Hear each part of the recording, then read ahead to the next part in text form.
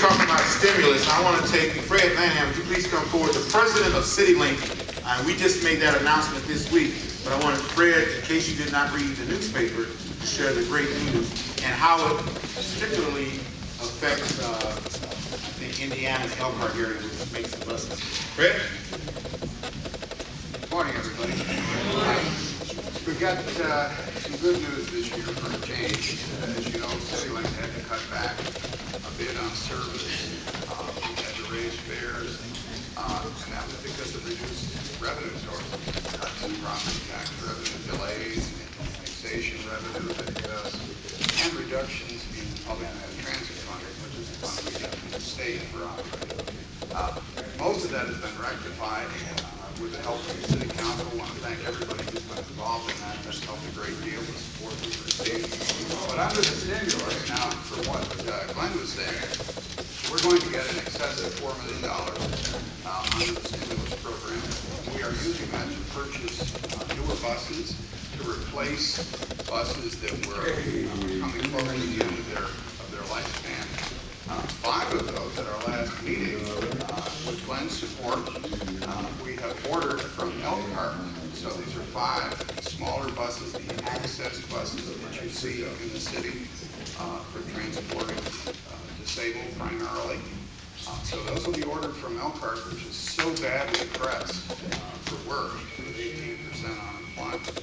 We're also ordering several new, and I think it's 7 new hybrid buses, which will save us on fuel tremendously.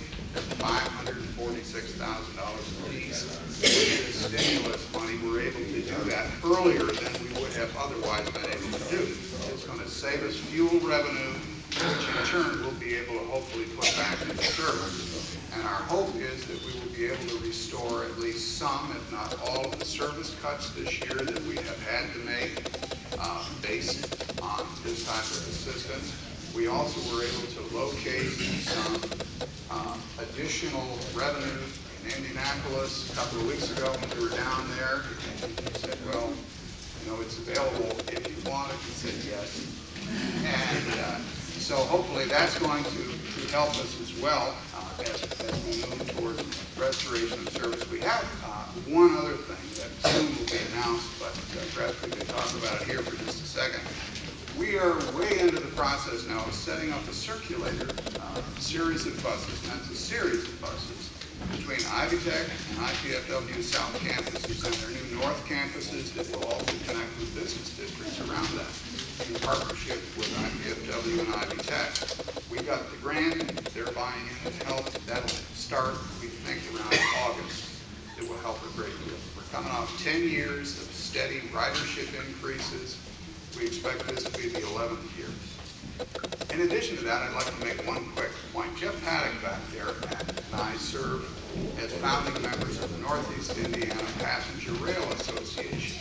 We've got a huge rally, and you're all invited, on Friday, April 3rd at Baker Street Station at 4:30. We're trying to get passenger rail service back to Fort Wayne.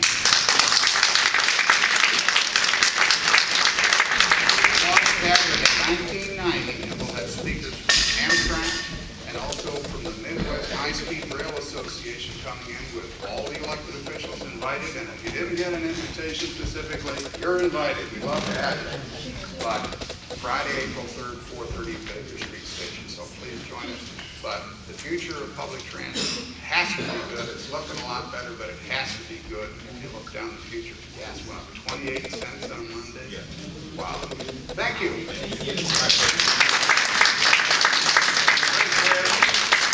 Fred's a hard-working member of the Citilink board, and we, those of us who live in the 6th district, impacted by public transportation extremely hard because I think it's Route 5 and Southeast Local, those routes were impacted by the cuts, and we need transportation to and from work, school, with gas being what it is. So thank you, Fred, for all your hard work. Fred is kind of our lobbyist now, going down to the state now that he's retired, and he has plenty of time to put into work. So thank you. Also, my good friend Geoff Paddock, as mentioned. Geoff, Headwaters Park, please stand and take recognition for being here today.